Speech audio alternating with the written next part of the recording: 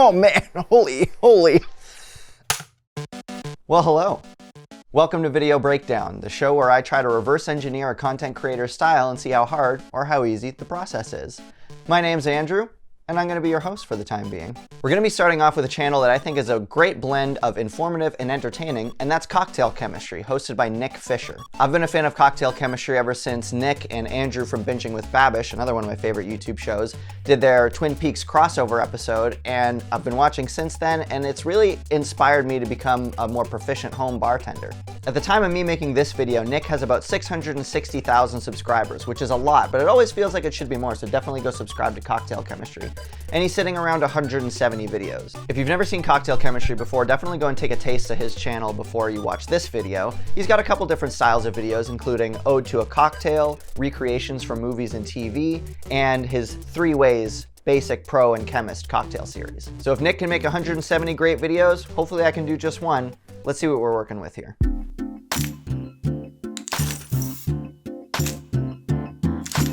Okay, so right off the bat, I can say there's kind of 2 distinct eras of cocktail chemistry going on here. There's sort of the black shirt era and the apron era.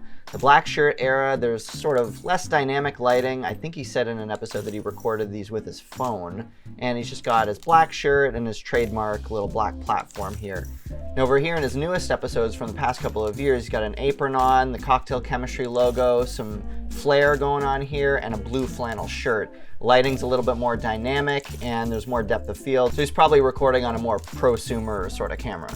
I think for my purposes, I'm gonna go with his older style because that's the style that I was first introduced to. This was the first episode that I saw, and I think recording with a phone might be a fun little challenge for me. Plus, I already have the black shirt, I don't have blue flannel, and my apron looks nothing like that. Okay, his episodes start out with a little animation coming up from the line there.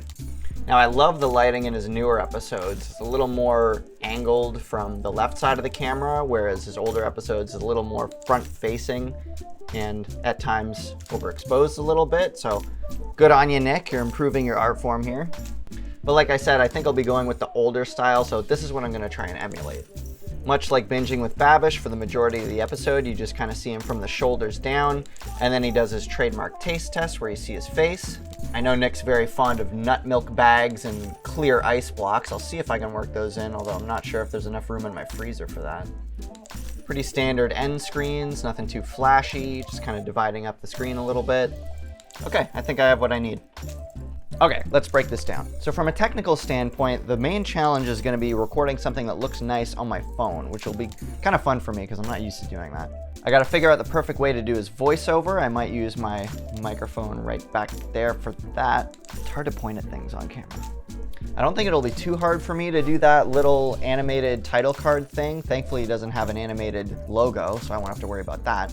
And then from a content standpoint, I don't think I'm going to do a TV or movie recreation because I think that ground is kind of covered by both Nick and Binging with Babish. And I'm not really interested in doing a here's how to make a classic cocktail kind of video because there's tons of those on YouTube already of how to make every cocktail that already exists. So I'm going to do something that doesn't exist. At least I don't think it exists. So a cocktail that I like to make, especially in the summertime, is a spin on a Moscow Mule. Moscow Mule is just vodka, ginger beer, and lime, but I like to splash a little orange juice in there, and I call it a Florida Mule. Yeah, I know, it's not the most creative name on earth, but just roll with it here.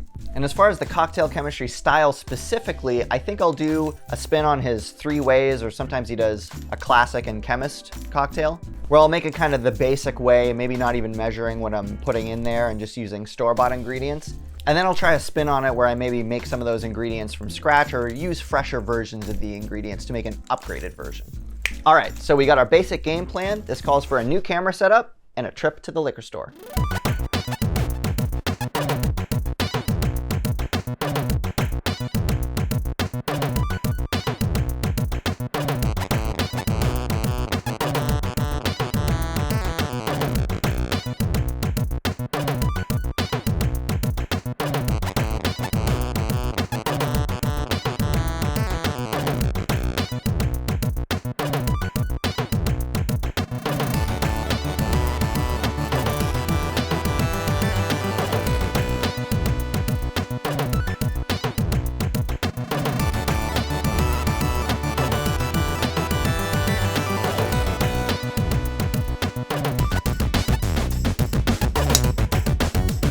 Okay, so after a not so quick grocery trip where we got stuck in the snow pulling off to the side of the road to let a fire truck pass by us, we've got what we need. Okay, so I've got my regular orange juice to do the basic level of the cocktail, oranges to freshly squeeze for our more advanced version, some vodka, black rum, dark rum that I already had, club soda, and cheesecloth. The cheesecloth I'm going to use to make basically Nick's recipe for ginger syrup that he got out of a book. Go and check his video out to figure out which book, because I can't remember. And that's going to involve blitzing up some ginger, which I already had, so I didn't need to buy, with some black peppercorns, and then straining through this cheesecloth. I've got my camera and lighting setup going and my little black platform here. This actually is not a black tablecloth. This is our black photo background. So I really am gonna try not to spill on this, but if it happens, it happens. And then off to the side here, I've got my tools, cutting board, microplane for grating the zest of the oranges, measure, and glass cocktail shaker. I don't think these are too common, but this is the one that I have, so that's what I'm going with. At least you'll be able to see the ingredients for the video. So with all my items squared away, I'm gonna get changed. Hello again. I'm dressed up. Some more prep has happened while I was off screen, more stuff that I had to get ready and get around. This is gonna involve a little bit of cooking, so I've got my induction burner right here that I'm gonna use to cook the ginger syrup. The ginger syrup I'm gonna have to do first because it's gonna have to rest for 30 minutes after it cooks. So I'll start with that. First things first, seems like most of Nick's episodes start with him just kind of standing in front of the camera, not doing anything in particular, so this is that. I have a strong feeling that some of my previously frozen, now thawed ginger is rotten. Doesn't smell ideal. You know what? Let's get a bigger cutting board here. Okay, I'm no longer confident in the amount of ginger that I have, so I'm gonna reevaluate one of the rotten pieces. Well, it might actually be not so bad. Actually, now that I'm getting it all cut up, the part that I thought was rotten actually looks more fresh than the other bit.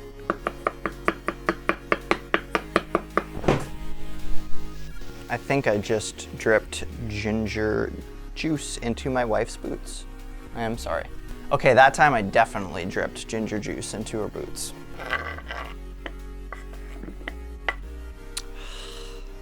Do I take it all out and do it again? Yeah, probably. Wait a minute, that comes apart? Okay, ginger into the blender. Don't drop it this time. In both Nick's videos that he did ginger syrup in, he didn't give any specific measurements, so I'm kind of just winging it here. Now I would double check the recipe to see how long I'm supposed to blend this for, but my phone, which I would check the recipe on, is being used to film the episode, so.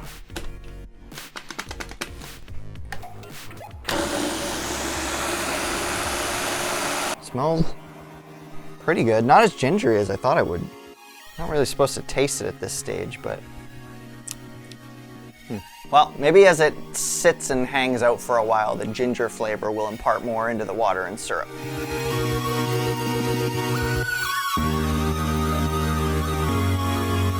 Now, an ingredient that I want to add to this syrup that isn't in Nick's recipe is some orange zest. Still recording on this guy. I can't see because the screen's not facing me. I'm gonna coarsely grind this pepper so that it gets caught by the cheesecloth. I don't know, it seems like an okay amount. Sure, why not?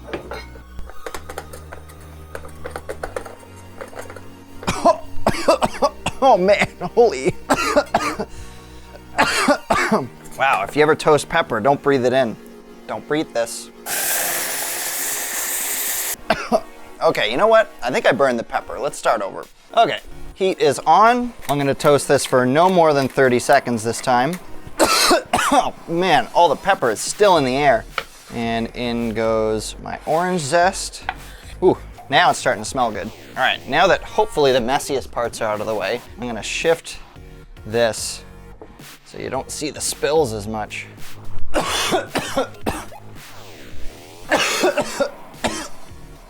Okay, now I'm ready to do the regular Florida Mule recipe, and it's time for the awkward part. So somehow in the planning for this recipe, I completely forgot that it involved limes, even though I said it earlier. Moscow Mule is just vodka, ginger beer, and lime. And I already went all the way to the store and came back, and I don't really have time to go again today, so we're gonna have to fake it. Okay, so if anybody asks, this is a lime. Shh.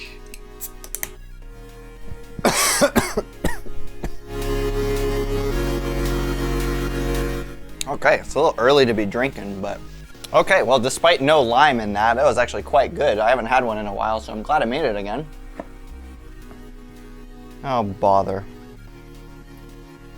Oh, bother. I mean, I wanted pulp, but this is ridiculous. What am I doing? So we're just gonna pretend that this bowl of orange juice doesn't exist.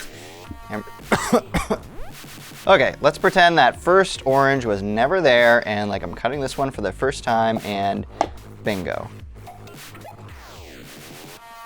Okay, I see what the problem is. Since I zested it, the skin isn't holding together and it's just breaking apart instantly. We've still got 2 orange halves left. Let's see if we can get a usable shot here. Okay, maybe if I do a quarter at a time. Come on, make it happen, make it happen. Yes. Maybe this is revenge for me for getting the limes. Okay, considering this is the amount of orange juice that I got from 2 big oranges, which cost around $2, I should say, versus the bottle of orange juice that I have over there that was also around $2 or $3, I would say it is not worth it to juice your own. Especially when you spill it on the floor like I just did. So this is just a cup with a pour over cone on it for coffee. And I'm gonna stuff that with some cheesecloth. Unfortunately, I wasn't able to find a nut milk bag, but cheesecloth should do the job. Oh, it's very hot. Tastes good. Oh shoot. I feel like I'm milking a ginger cow right now. That is gingery. Okay, once again, Nick does not mention any measurements in this recipe, so we're just gonna wing it. I guess we're gonna make this an equal parts cocktail, because why not? I keep having to check if I'm recording here. Of course, gotta double strain. That's the Nick way. Wait a minute, double strain? What am I doing? I want the pulp. Oh my goodness, what am I doing? Oh, what a disaster. And then we're gonna top with club soda, which I put right next to me and then forgot was there. All right, and time for the taste test. This is gonna be an actual taste test. I have no idea how this is gonna taste. Now what do I do with this? All right, it's voiceover time. Testing, trying to peak. Testing, here we go. If you're looking for something that makes you feel like you're transported back to sitting on a relaxing beach, the Florida Mule might be the drink for you. Okay, I think that's good.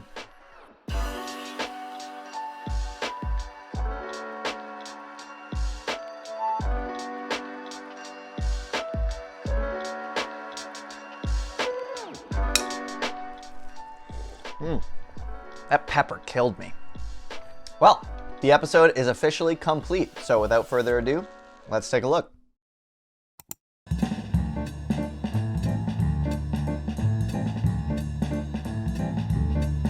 During the cold weather season, you might be getting fatigued from all those heavy, cozy cocktails that are supposed to warm you up. If you're looking for something that makes you feel like you're transported back to sitting on a relaxing beach, the Florida Mule might be the drink for you.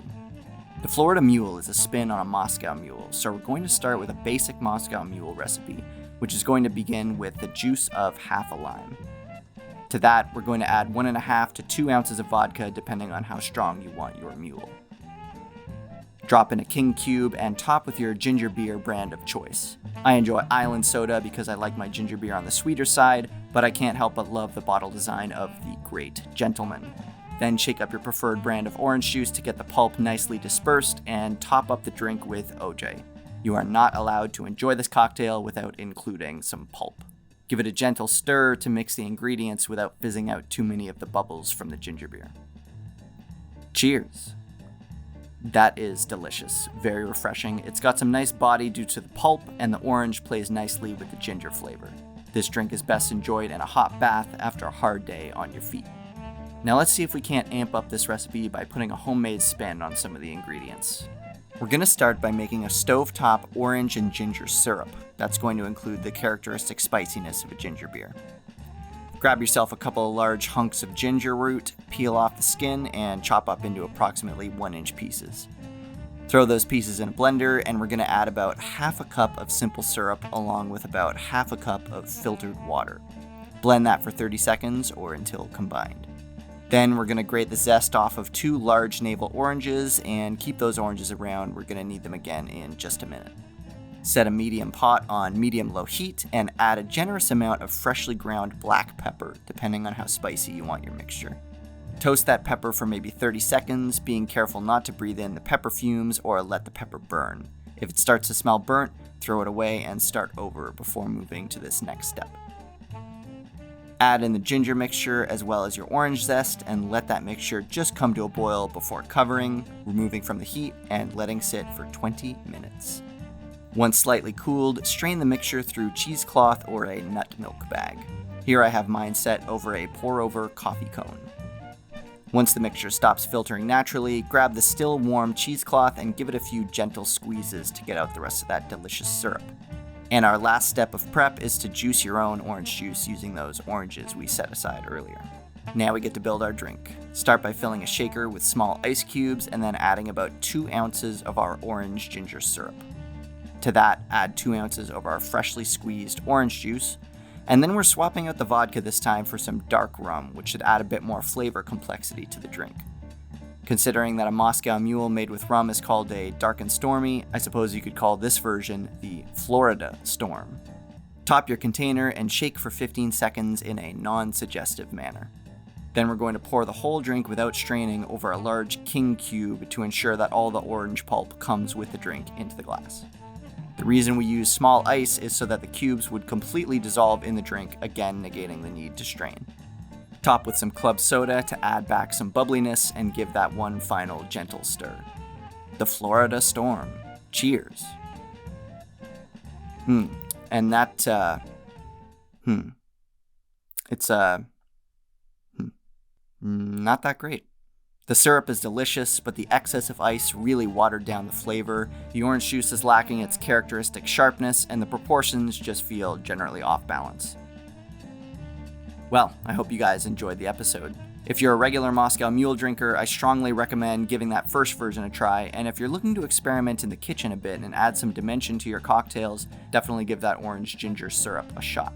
And leave a comment if you come up with better proportions for the Florida Storm than I did. Cheers.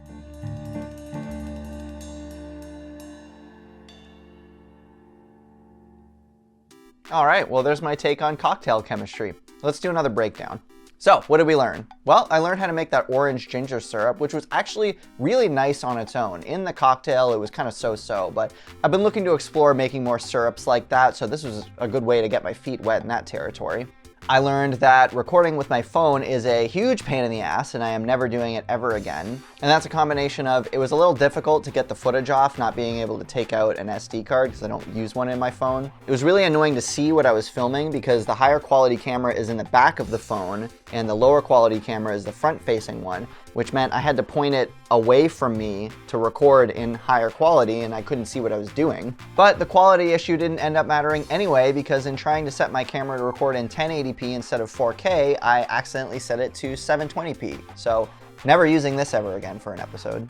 As far as the difficulty, it actually was harder than I thought it was gonna be. Not necessarily from a videography standpoint, but just getting all the ingredients ready and having them close by. I ended up having to run back and forth to and from the kitchen a bunch of times. I didn't have enough surfaces next to me to have all my ingredients ready. And the little table that I picked to film on, which is actually our drawers for hats and mittens, was way too small, and that was a huge pain in the ass. On top of that, I don't know how Nick manages to not spill and splash everything on his little black tablecloth because that thing got flippin' dirty. So for a difficulty rating on a scale of 1 to 10, if 1 is sort of, let's say, the most basic form of videography that anybody could do using the phone that they already have in their pocket, and 10 is absolute professional quality, near feature film production level, I would give Cocktail Chemistry a 3 out of 10. Now, part of that's my fault because I intentionally picked Nick's older episodes that had a slightly lower production quality, but that was intentional because I thought it would be a nice change of pace for me because I don't normally film on my phone, and I'm never gonna film on my phone ever again. So if I were ever to do another Cocktail Chemistry episode, I would definitely go higher production value like Nick has these days, and I would get all my ingredients and tools that I need to make the cocktail set up and ready for me right next to me. For a cost breakdown, I had to buy the cheesecloth, which was $1.50, the club soda, which was $2, the orange juice, which was $3, the oranges that were also $3, the ginger, simple syrup, and peppercorns I already had, and the vodka was $17, bringing this episode to a total of $26.50, which is pretty low, especially considering I can use the vodka for more episodes if I wanted to. For an overall time breakdown, it took 1 hour for camera and lighting setup, about an hour and a half for filming, an hour for the visual edit, writing the script took 45 minutes, and finally the voiceover, audio edit, and final polish to the edit took about half an hour, so not counting the grocery trip, that's a total of about 5.5 hours. I'd say it's pretty feasible to get a full episode done start to finish within a day, even including the research phase, which I didn't really show all of on camera because it was a lot of me watching Cocktail Chemistry videos alone, not saying anything. But overall, it's a fairly streamlined production process, assuming you have all your ingredients in front of you already, and you don't forget to buy limes.